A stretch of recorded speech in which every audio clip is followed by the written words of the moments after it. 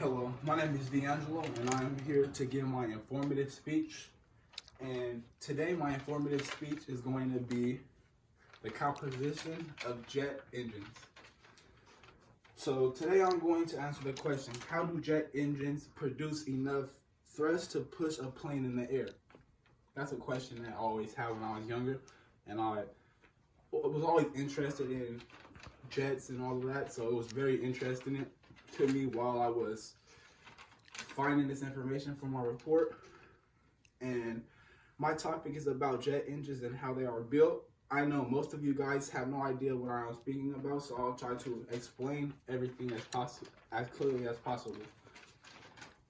So, my first point, I will talk about how jet engines are invented. So, this guy named Hans von Ohang was the first person to build a successful jet engine. The engine he built was in Germany and was first tested on August 27th, 1939. This engine ran, but its main issue was that it consumed too much fuel.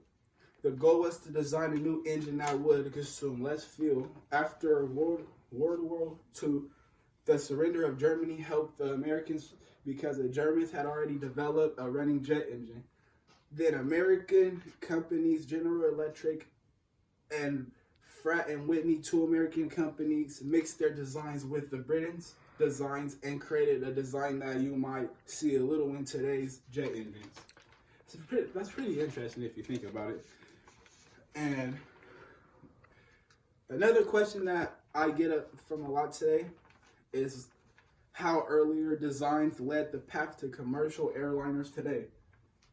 So what I found out about that was that General Electric and Pratt and Whitney designed a jet engine that worked very efficiently, according to an article that was written by Stanford University in 2004. And it was called the Engine J5 design by General Electric and Pratt and Whitney was using two planes, the Boeing 707 and the Douglas DC-8. After jet engines were introduced to commercial companies such as Boeing and Delta, many superpower countries started revolutionizing travel for civilians rather than using them only for war. Soon after, Pratt and Whitney came out with a new engine called the JT3. The JT3 is one of the designs used for air transport. It is called a low bypass turbofan. This is very similar to the jet engine I would inform you guys about today. This brings me to my next step, and that will be informing you about how jet engines are composed today. So, the first thing to know about jet engines is that they intake a lot of air, and in fact, they use the air to push themselves forward. First air hits the first turbine, which is mostly there for protection of projectiles in the air, such as birds. Even though it's there for protection, it is still connected to a shaft and works to propel the aircraft forward.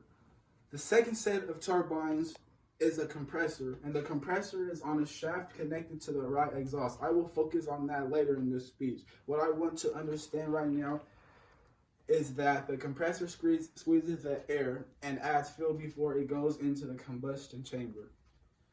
And now I'm going to tell you about the combustion chamber and what the main jobs and what does it do. So the combustion chamber is where the fuel and air are ignited. First, fuel is mixed with air, then ignited in the chamber. The compressed air helps igniting much faster, so the more oxygen and fuel going into the chamber results in a stronger flame. And of course, there are sensors to make sure that the fuel to air ratio is correct. Something to know about a general combustion chamber is that it's rectangular with round edges. The combustion chamber has a bunch of designated holes or passageways to allow fuel and oxygen for combustion.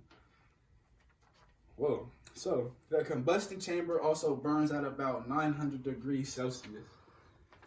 Before I move on to the exhaust, I want you guys to know that not all that air that comes in through the wind from the engine goes to the combustion chamber. A great amount of the air goes around the combustion chamber and moves throughout the engine for cooling, because these engines get really hot. Specialty materials are used in certain areas of the engine. According to Stuart Milan, who graduated from University of Wales with a first-class honor degree in industrial product design, 2004, wrote to ensure that the engines does not melt. The inside is lined with advanced ceramic thermal coatings for greater heat resistance.